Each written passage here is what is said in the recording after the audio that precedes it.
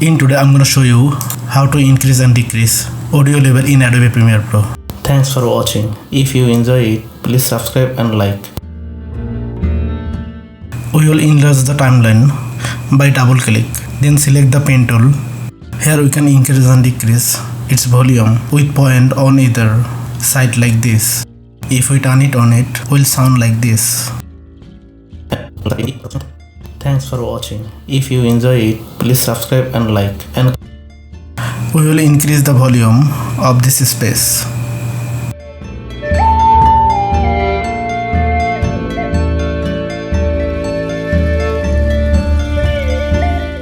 Comment if you have any question. See you again. And turn down the volume in this area. Next time. Have a nice day.